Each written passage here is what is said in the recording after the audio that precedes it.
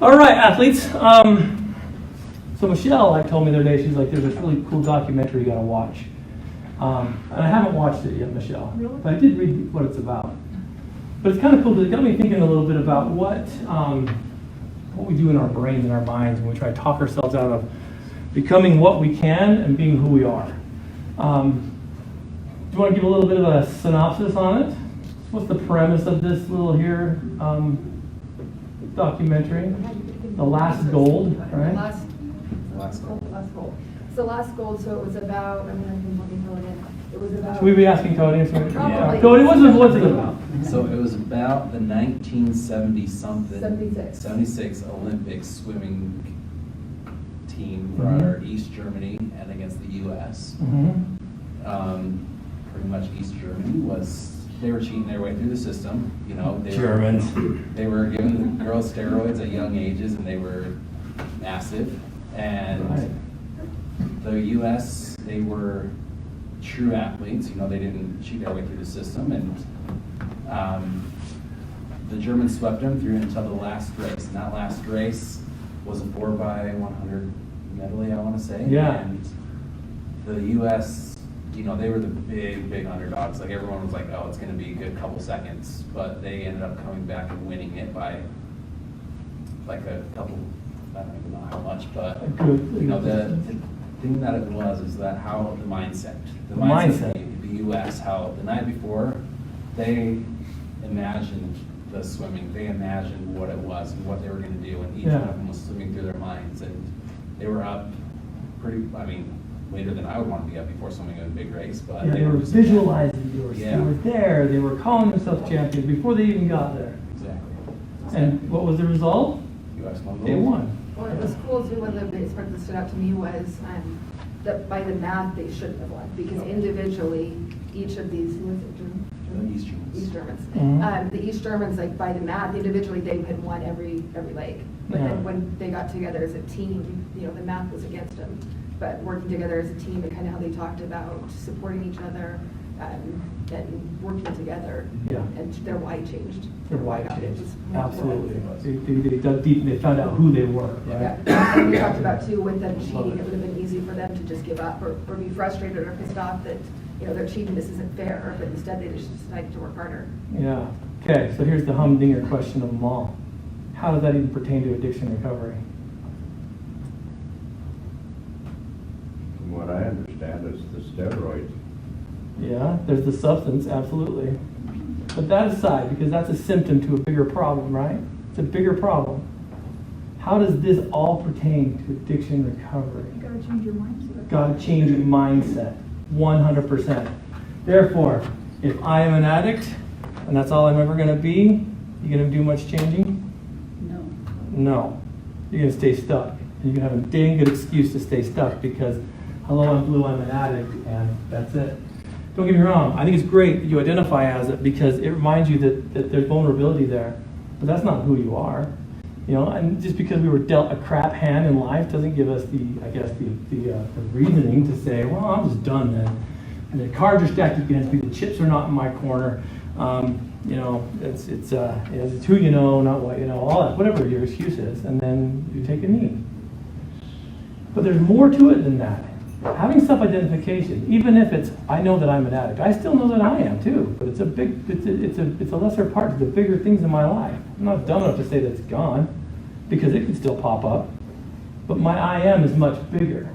So it got me thinking a little bit about you know, some of the stuff you were talking about. I'm going to go home and watch that, but I read a little bit about it, and I thought, okay, I get where this is coming from. The mindset. Your mindset, before anything even happens, your mind will control the outcome no matter what, right? I love what Muhammad Ali said. It's the coolest thing. I mean, obviously, I'm the greatest. I said that even before I knew I was. That's kind of a cool thing, because you look at your heroes and all these people that call themselves champions, which tells you that as cocky as that guy was, even he knew that there was a time that he wasn't. But if he would have not had that mindset, you think he could have convinced himself that he could even step in the ring against the greats? There's no way. He would have been out before he started, right?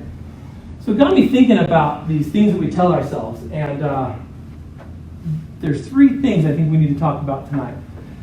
And the first one is obviously it's your I am. How important is this statement? We talk about it quite a bit here. Anything that follows that is an absolute truth. So you better be very careful what you put at the end of it, right? I am a loser. You know, I am no good. I'm a criminal. I'm a drug addict. Whatever your I am is truth. How come? Because you believe it. Because you believe it. There's this really cool show, and if our internet worked here, it'd be awesome. I'd show it to you. Called the Butterfly Circus. Anybody ever seen this? You've hung around me long enough, you've seen it, right? Basically, loosely, what it is a very top-notch circus is driving through, and they see another circus that's playing, and they have a freak show. And so they go and they stop by, and they want to see the freaks, right? But the Butterfly Circus and Menendez, the ringleader of this thing, they hold themselves to a higher standard. They don't think and see themselves as freaks, even though they have challenges. And so as they go through, they find the man who God forsook, right? And he said he took away his arms, his legs, and he's the limbless man. And he pulled back the curtain, and there's a guy there, and it's just a head and body. And everyone gives the, oh, and then Menendez gets close to him. And he says, you're magnificent. And the guy spits on him because he's like, you know, what are you doing? No one's ever called me that. Got a little too close. Long story short, this guy somehow gets out of that tent and sneaks in the car. I'd like to see that part, like the part where, how did he get in that truck anyway? Come on, yeah, someone carried him. But he joins the Butterfly Circus, and what he sees is that it's the differences that make them unique, not the differences that make them weak. And I love the concept of the greater the challenge, the greater the struggle, the more glorious the triumph. That's why whenever we get kind of cultured or centered into thinking that we're less than, you guys are doing yourself a huge injustice. Because really, who are you really? This I am is a big deal. But a lot of us don't look at it that way. Anybody ever kind of looked at that and thought, man, I am ugly, I am disheveled, I am fat, I am whatever. Whatever follows an I am is an absolute truth. Okay? Any thoughts on that real quick? The moment you can say I am blank and mean it, you embody that self-belief. I think that's probably the biggest thing. The next one is this, guys, gals. I can. There's a big one. There's a big one. So I like to tell my athletes, my clients, and all this kind of stuff. I love it when they start talking weak and they stop kind of advocating for themselves. They start using words like I can't. Oh man, I can't hang out with you. You know? Oh, I can't drink tonight. Well, yeah, you can, but you're deciding not to. But in order not to offend someone or something, you dumb yourself down by saying, I can't, when really what you should be saying is, I'm not going to. So this I can is a big one, too, because what comes after an I can? A truth? Who said that? I like that. That's good. An I can creates willingness to take action, even in the darkest moments of your journey. Think about that. I can do this. You know, I can give it everything I've got, right? And at some point, you're good is not going to be good enough. But this I can is going to be able to carry you further than you think. But most of us won't use this because what happens if we do, right? Because this last concept is the biggest one of them all. I will. This one is no joke. Because by the time you've reached an I will, this is an action-based oriented slugfest. Okay? And this is the coolest thing because your I will, we'll see it. Oh yeah, you're going to do that? You're going to run Leadville? Yeah, I will do it, you know? First of all, I am a runner. I can run a half marathon. I will run the Leadville heavy half. It's a little more. It's like 2 more miles, right? Okay, so there's a little more there. You guys gotta understand the concept of all this. This is a cool thing when we start breaking it down. But where do we start breaking down these principles? Where do we start jumping ship? You've heard actions speak louder than words, right? This is it. This is it right here. How come? Where do we break down? Where do you guys find yourself faltering? Maybe having a hard time. The M, the can, or the will? Will. Why? Because you actually have to do it. You gotta do it. right? Make the decision, Mm-hmm. follow through. Yeah, absolutely. So it's kind of cool. What if your I am something negative? Can you change it before you get to the bottom? Yeah. I am horrible with money, but I can research on the web to find out some budgeting skills and maybe listen to a podcast or two on that. And so I will listen to that on my way to work. Yeah, you can change this. It's a cool thing. Even if your I am is not so strong, you can change it through the other two, right? I am worthless. You know, I can become priceless. So I will start putting my end of the I will start putting my efforts into action by X, Y, and Z. If you break this down, for anyone who's ever seen my concept to kind of figure out how to kill your addiction, this is exactly how it's done. How many of you guys know what your core issue in addiction is? The seed that was planted that grew into your addiction. Anybody know what it was? I don't know. Close. Core issue. You guys know what core issue is? Abandonment. Yeah, that's a big one. I shared that myself. You guys want to learn how to kill your addiction? It's not easy. So we got this thing here. This is you. You can make your fat little head. There's this core addiction. There's something in there, first and foremost, that hurts, right? And the funny thing about that core issue is that it creates your story. Okay? And if your story revolves around your core issue, we got deep problems. We've got the core issue. That does say core issue. My whiteboard handwriting sucks. Okay. The cool thing about core issues are, most of us don't really dig into them very deeply because we've suppressed them with using. And we've stuffed them so far down, and we're all alpha males, or we're like two prideful women, or whatever we want to call ourselves. We don't want to talk about this because this freaking hurts. It hurts deeply. And then we think in our mind, we buy into this lie, that I am broken, and that I cannot be fixed. So therefore, I will use drugs and alcohol to cover that. But the biggest problem that I find is that we get stuck in a little situation. Most therapists come down here. How does that make you feel? Have you ever been asked that by a therapist? It's a dumb thing. They run away if they ask you that. They should know how you feel. The big thing happens here. Your thoughts. It is a cool thing. Now, no one thinks about their core issue. We feel about it, right? But you had to have some kind of thoughts about this because those thoughts created the feelings that created your addiction. You found the substance that suppressed it. I am hurting. I can not handle this anymore. I will continue to use, right? So until we get here, that first thing, and don't get me wrong, there's many core issues, but there's one humdinger. You gotta get real close to the middle. So Jess said neglect. Neglect's a bugger, man. And I know what that one's like because I experienced that too. I believe that was my core issue as well. So the problem with this is, want to see how hard this is? Anybody feel like neglect was like a core issue, one that kind of fueled an addiction in your life? Anybody in here ever felt that way? Raise your hands. Okay, we've all. It hurts. It hurts. Okay. So we've got neglect in there. What are your thoughts on it? What do you think about it? This is for the whole peanut gallery. What do you guys think about neglect? Worthless. Okay. Worthless and sucks are both feelings. Let's not go there. Let's think about it. See, this is why it's hard. Been a while. Because it may have been a while, but our brains are saying, well, remember, that hurts.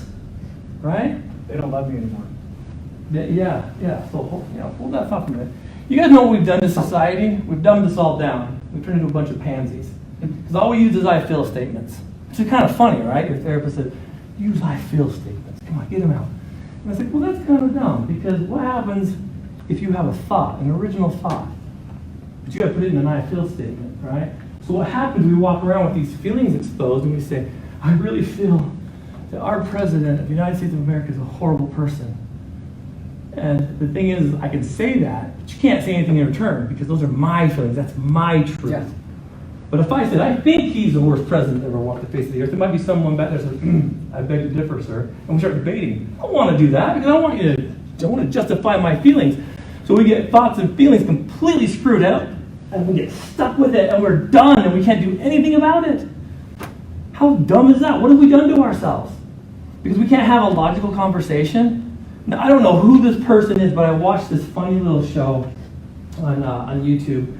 And it was this girl who's advocating gun rights. No big deal. She's got her own opinions. You know, no one's going to hurt me in my world. But she went toward this campus, the school campus. Anybody seen this? Yeah. They went nuts, didn't they? They went crazy on this girl. And I'm like, holy crap, because one person has this different opinion, you guys all go crazy, you lose your mind. And as they're flipping her off and spitting on her and throwing their drinks at her, I'm like, future of America right there. We're screwed. Why? Because we feel too much now. We don't think anymore. And that's what happens. And it's not your fault for saying, you know, it hurts and I feel worthless. It's because that's what we've trained ourselves to do. And your addiction wants to wake that up. Your thoughts on feeling neglected? What did you say? I don't think I'm loved anymore. Or Or they don't love me anymore. yeah, they don't love me. Must not love me, right? There's something wrong. You start living with that one. How much is that going to hurt? And if there's proof in the pudding, as evidenced by every time I need a parent or a loved one, they're gone, right? So someone else said something. There's something wrong with it. There's something wrong. There must be something wrong with me.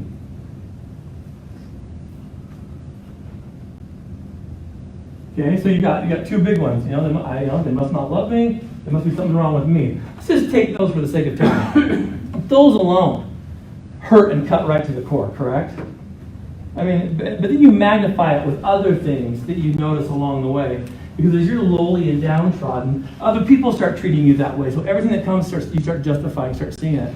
And your I am starts turning into these. I am unlovable. I am invisible. All these things start coming, right? And we start creating our experience around that. Now here's the easy one. How does it make you feel? Yeah. It hurts, right? What else? How else does it make you feel? Betrayed. Betrayed. Stupid. Stupid. Stupid for loving. Stupid for like existing. What else? How else does being neglected make you feel? Crazy. Crazy. Mad. Mad. Confused. Confused. Hurt. Hurt. See, guys, see how easier it is to talk about your feelings than it is your thoughts? Now here's the bugger. All these things, if it hurts and you're feeling stupid and you're confused and you're mad and all these things, guess what takes that away? Drugs. Insert your drug of choice, right? Absolutely. And it works so good. There's the others that don't, the only time you think about it is when you're sober. Absolutely. And who wants to think about that, right? So here's where the paradigm begins to shift. That's why we have all these things and we know what we've done here is neglect. Okay, now we come down here to this funny little word. Wants. So what do you want for yourself? What do you want for yourself as it pertains to neglect? And here's a hard one too. I want to be clean, I want to be happy. That's not what I'm talking about. I'm talking about as it pertains to that core issue of neglect. What do you want with it, about it? I want to be loved. It's like you've done this before. I want a life. I want a life. I want a life. I want to be involved. I want a life with my family. I want to be seen. All that stuff, right? Opposite of neglect, involvement. Right? I want to be seen. I want to be loved. I want to be cared for. All this stuff. Here's another one. So you got what you want for yourself. What do you want from others? These are people that are super close to you, like your family, maybe your kids, maybe your spouse, maybe your loved ones that are super close. What do you want for them as it pertains to neglect? Yeah, do you think? Respect. Yeah. Okay, so you want respect from them? Yeah. Okay, so hold on to that. I You like never that. want them to have to feel As it those- pertains to neglect, you want them to respect you. I want to be able to respect them back too. There you go. Now we're getting on the right track. Okay, because I mean, you're on the right track, and I love that you said that. But how do we take that from them without them even knowing it? Right? You must respect me. That's not going to work. But you're going to get something because you're going to identify something here in a minute. It's going to create it naturally. I love where your head's at. Don't jump ship with that. The respect part. Is it that you're gonna- Understand them. What? Understand. I want to understand that. Okay? Like understand. So how does that pertain to respect? Because you guys are right on the money. If you can understand where they're coming from, Then You're you gonna, can forgive it. you're gonna forgive it? but you just wanna like, I think this comes to the point where you like codependently like self-sacrifice, so they never have to feel those feelings of neglect. Oh, So they never have to exactly, go yeah. through those experiences. But that's the thing, right? Is if we do that, what is that gonna do to us? Where- We don't have the ability not to feel this right now. This is a core issue. So you're in the wrong business if you're trying to give that to other people, trying to fill that void for them. You don't know what it is yet. But if you're wanting respect, let's boil respect down. Let's get rid of that word. It's kind of a funny word. What's the sub-root of that? You want respect? What do you really want? Acknowledgement, Acknowledgement. Okay. Let's get a little closer. being heard. Being heard. Down a little deeper. Forgiveness. Yeah. Feel wanted. Ah. Why? Well, because That feeling of want turns into what? Starts with an L, rhymes with love. Forgiven. Yeah. See, respect's kind of an interesting thing, and I like it because if I love someone, I'm going to respect them. If I love something, I'm going to respect it. I'm going to cherish it. I'm going to hold it tight. I'm going to keep it. We can't force anybody to respect us, and we sure can't force someone to love us, no matter how hard you try. It won't work. Okay? So if we're getting down here for others, the people that are closest to us, the people that maybe even cause this neglect, what do we want for them? Want them to learn how to love and learn how to be loved, right? Because you have to learn how to love that person and learn how to be loved by that person. Think about that mind melter for a second. Stage 2 in the love box. You guys remember that is. Some of you old school folks might remember that. So let's put to love me, right? To be loved by me. We're going to get into that in a minute. Now here's a funny little thing. As it pertains to neglect, what do you want for the stakeholders in your life? Because these guys, that's all of us. If Jess's core issue was neglect, we're all of these stakeholders, like it or not. We're now invested in it because he told us about himself. And some of us have that same thing, so we're going to automatically connect. What do you want for us as it pertains to your neglect? All of us. To feel sorry for us. I feel sorry for it. That's a good one, too. Yeah. Forgiveness. We'd love to have forgiveness, right? Forgive me. That's a good one. That's going to come. Understanding? Understanding. Absolutely. I love that. How are you going to do that? Listen at first. Yeah, perfect. For all of us, I want understanding. Because right now, we're being taught, we're being instructed. We're gaining understanding on how to kill your addiction. Because this is what's driving it. This is that pain. This is that one thorn that hurts the deepest. Wouldn't you like to have understanding for the lot, for everybody, so they know where you're coming from, they know where to invest and where not to? Yeah, I like that a lot. More input. Wouldn't that be hard for someone with neglect as a core issue though? For us to understand them, Well, to be afraid to open up and let someone try to understand. it will right now because we're not done yet. We got one more.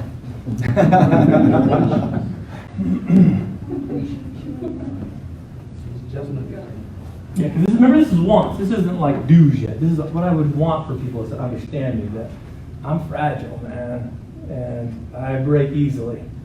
So please be careful with this heart. Be careful with it. I want understanding. I'm glad that you said that. That's a big one. Action. As it pertains to addiction, what did you do in your past? Used. Oh, I gave you the hint. As it pertains to addiction. As it pertains to neglect, what did you used to do? Maybe become addicted to I'm some addicted. Yeah, you used to use. Right. Yeah, you used to use. So I know what you did back then. And it makes sense. If you want these things, but you're not getting them, if you feel this way because your thoughts are all out of whack, because your story's been created around neglect, you're going to use. You all have great reasons and excuses to be using. I do. But we used to use for it. Now, what are you doing right now, today, right now? What are you doing? Learning. You're learning. You're opening up. You're experiencing. You know, you're in the moment. You're receiving guidance and direction. You're here. Hopefully today you're in this room, you're sober. You're doing it. Okay? Now here's the Queen Mary, mother of them all. What are you going to do? What physical step are you going to do next that you're going to take to eliminate that? Now here's the deal. You understand it. You know what your thought process is. You know how much you're feeling. You know what you want. You know what you used to do, you know what you're doing now, what comes next. This isn't it's going to take one for today. No, doesn't make any sense. One day at a time. No, nothing like that. Fill your needs. Hmm? Fill your own needs. Yeah, how are you going to do that? Because here's the thing. I will fill in the blank. When's the now? Right? So, here's a funny situation. What physical steps can you take to eliminate that feeling, that chorus of neglect? Because it can be done. But here's the hard part. What are you going to do? Because no one can do it but you. So we have a bunch of experts in here. Let's do this. Mindset. The mindset has to be strong. Yep. Absolutely. You're not going to do it. You can say you can throw in the towel. I'm not going to do this, or I'm not going to listen to that anymore. But if you don't physically do something, it'll stay there, and it'll get reinforced and stronger because it's going to tease you like, "Aha, you got so close, but I still win." I would think you'd have to refuse to neglect yourself first. I like that. Well, you know what? This process is eliminating that already. Because now for the first time, you're thinking about what caused your addiction. You're going to the core of it. I mean, don't get me wrong. This isn't something you can do in like 45 minutes. This is something that takes some time. We're just giving you this nuts and bolts lesson because we're running out of it. I'm going to be vulnerable and allow a whole team of people into my life. Oh, man. That's a big one. That's a big one. If you're going to be vulnerable and allow a lot of people into your life, what are you going to do that? Get specific. I'm going to be honest with them. I'm going to allow them to hold me accountable. I'm going to attend meetings every Tuesday Okay, night. yeah, let's get tangible. Let's get stuff you can touch, taste, feel, and smell. I'm going to attend a meeting. Every I'm going Tuesday to night. speak in that meeting. I'm going to That's right. find a personal trainer or a sponsor or whatever, fill in the blank. And I'm going to do this, this, and this. And I'm going to start tomorrow at 6 o'clock when that meeting starts. That's right. No. You can do that. Or you could just start right now. You can start right now. Live it. Do that right now. Jess, what did you do to kill it? I assume you've been able to do it. If not, what are you going to do? Huh? What was the question? What are you going to do, or what have you done to eliminate this? My batteries are good. I have this really cool laser beam. Pretend like that laser beam touching neglect. What are you going to do to kill that? Well, mine was abandonment, so. I wish I had the thing. I'd burn your retina. Should be easy. Okay, well this was mine. So maybe I see you set me up, you jerk. Yeah. So this was mine. And when I went through all of this stuff with myself, it all came down to this moment in time when my mom did some horrible things to me and said, I don't care if you're starting a new life with your new wife. Here's an $800 phone bill that you have to pay because I suck at doing life and I want you to pay it for me. And when I found that out and I called her up on it, she hung up the phone on me. And I'm like, I'm not done talking yet. So I wrote a letter to the editor, right? I started feverishly writing this paper, and it was huge. Because my next was, I'm going to write a letter explaining to her every bad thing, every freaking lie she told, every time she missed an experience with me, every time she put me in a situation where I was abused by stepdads, and all the horrible crap that happened to me, and the scars I carry in my body because of her decisions. I'm going to let her have it. And then I folded that. Well, first, I like to joke. I had the devil proofread it, and he's like, "This is pretty harsh. You sure you want to send it?" I'm like, "Yes, devil, I'm going to send this." Folded that sucker up, 5 stamps, sent it. Didn't hear from her for years, 4 or 5 years. Didn't hear from her, not a word. So I know she read it, and it sucked because every time like a birthday would roll around or a holiday or whatever, no phone calls. So that sucked because here's this guy who's still like 40. I don't know, how old am I, Jess? How old are you? I'm 43, so I'm 43 years old. And it would be awesome to get a call from a parent who give a damn to say, "I'm proud of you. You're doing good work." But it'll never happen because she's nuts. She's in her own addiction, in her own world. Yet here I am, a grown man, and that's all I want. But she can't give it to me. So I started neglecting my own needs to do all this. I stopped doing that. I started investing in the family. Started investing in education and all this other stuff that started bringing me joy so that I didn't have to neglect my own needs anymore. And the funny thing that happened is that when I did that, and I felt, when I dropped that thing in there, whole weight lifted off. Like, she knows now. She's gonna know. And she can't neglect this letter. It took a semi-truck to load the thing. It was huge. She's gonna see it. She's gonna read it. And I know she did because she didn't call me back for years and years and years. She couldn't neglect me anymore. It was gone. So what happened? Well, I don't have to use anymore because it doesn't feel like I have to. I understand this. I want to be loved. I now have a family and a wife who does love me, who supported me through this, and I saw it as it was going through. Got a life going. People around me, I learned to love them and be loved by them because I was never taught by the dork who started this with me. She never did that. And so I started feeling that, I started recognizing it, and I gained understanding. I help teach people to understand where I'm coming from. I teach them how to have a relationship with me. I talk about it being a privilege, not a right, and that pisses some people off, and I don't care about those people. They don't need it in my life. I want the people that love and support me, that deserve that right. But over here, it doesn't hurt anymore. It hurts in a different way, but that's another core issue we'll talk about in a second. You know, I don't feel stupid, and I don't feel dumb, I don't feel mad, I don't feel confused. It doesn't hurt anymore. Because it's gone. I took control of my own life, and you can't ignore the letter I sent, Miss Robinson. And then all of a sudden I look at this, and I'm like, wait a minute. I have a wife who loves me. I see it. She tells me. She shows me. I can feel it. You know, there's not something wrong with me. There was something wrong with the way that I was raised. And so all of a sudden, my story changes, and what happens here? Neglect is gone. I can't say, oh, I feel neglected, so I would get high. I can't do that anymore. I'd be dumbing myself down if I let that happen because I eliminated it. The physical step that I had to take to tell the woman who started that whole thing, it's a privilege, not a right. And when you're ready, I'll be here. And after 20 years, she still hasn't come. Oh, well. You know what sucks about this? Once you erase the core issue, guess what happens? Another one pops in there. Oh, God. Then it's abandonment. No. And then it is self-worth, self-esteem. Maybe it's, whatever. You do this process again, you kill it. You do the process again, you kill it. All of a sudden, I am strong. I can do hard things. I will create a better life for myself. I am, I can, I will. You guys understand the power of this now?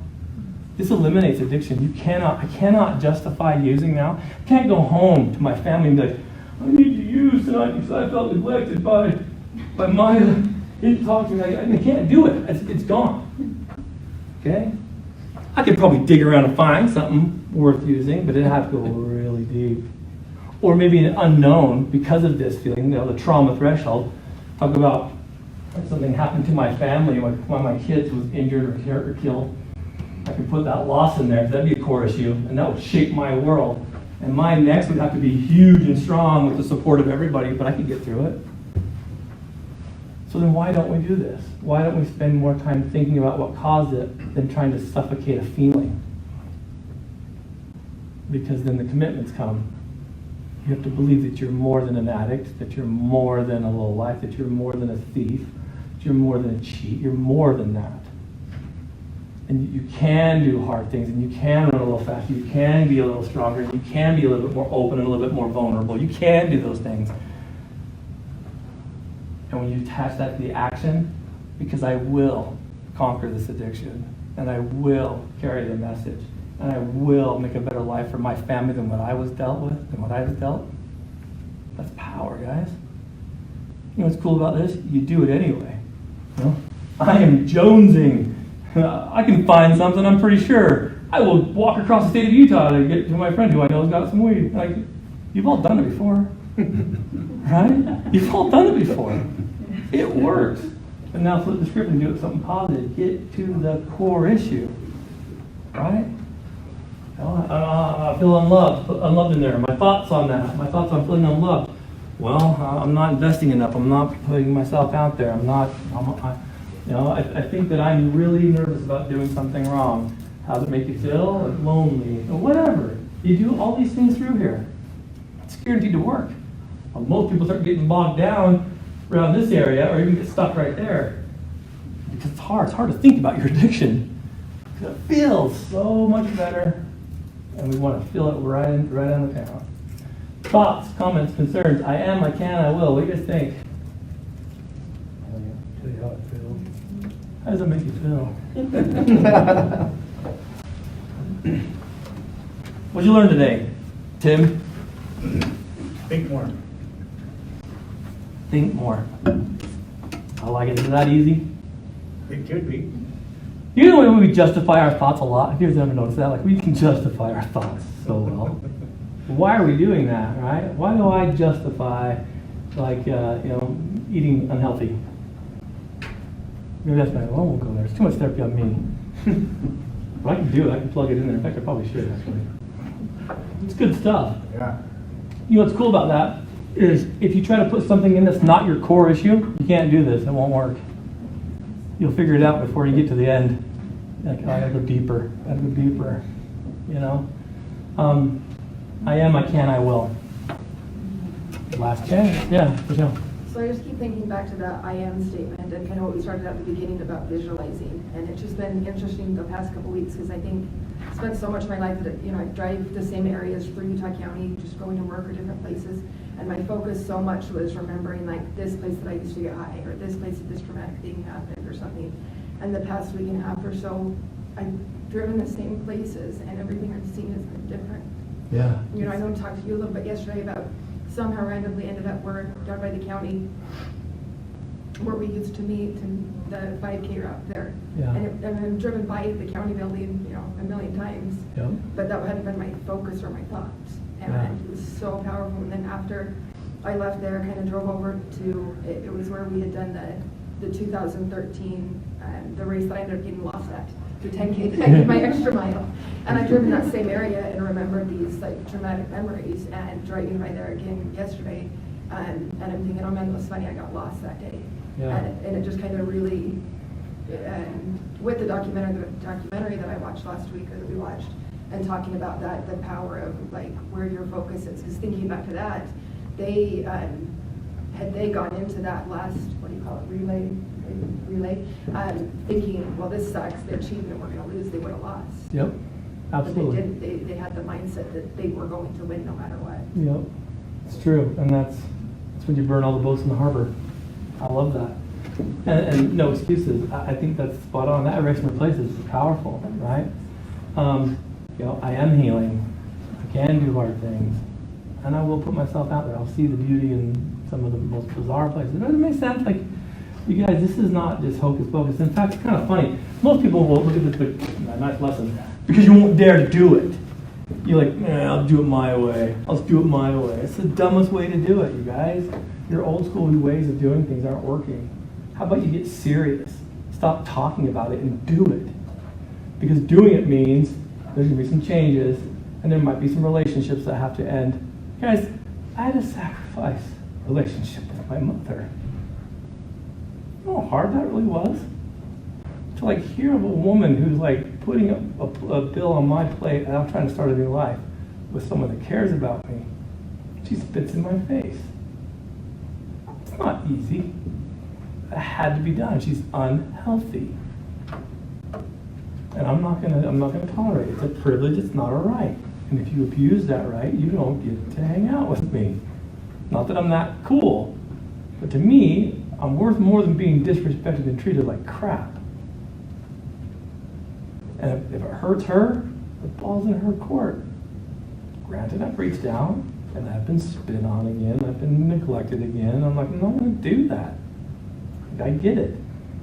So it's not like I'm saying like everyone's gonna do it Blu's way. What I'm saying is stop talking about it and do something, right? That's the biggest part of all this. I didn't mean to stop you from talking. I was really I almost inspired. cried, so thank you. It was That really perfect inspiring. timing on your part. Rescuing. Yeah, I appreciate You it. just got me thinking. I think it would be interesting to maybe put a little challenge out there for the team. I'll be the first to step up. It took a little bit of convincing on my part, but I'm willing to do an I will statement tonight where I've been putting off running for a while. I know I've got a couple of big races this year I signed up for. 113 on Thursday. I know, right? And I committed to some big stuff, but I haven't really committed to running yet. I keep making this excuse, well, I work out at the gym a lot. Great, work out at the gym a lot. That doesn't help your running. So I will go home tonight and I will Do the whole write thing. I am going to start my running. No, today. you're jumping. I am a runner. I am a runner. I can I can run. make time to run. I can make time. to I run. will. I will John. go home tonight and write up my training plan, and I will. Share that with all of us so we can tomorrow. copy it. I'll post it on the team thing tomorrow. And I just wanted to see if, yeah, a running plan for my training plan for my 62 miler I'm running in August. Oh, I'm not running. But it'll start by being a half marathon training plan that I'm running in. I in, can, but I won't.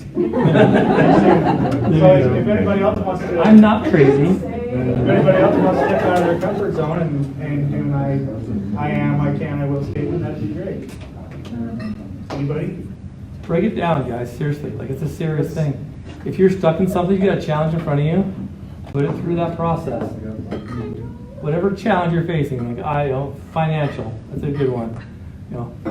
What I am broke. I can work.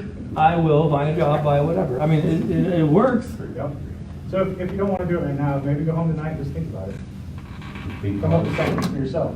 I am a follower. I can follow your plan, and I will do so. All right. Thanks, Lou.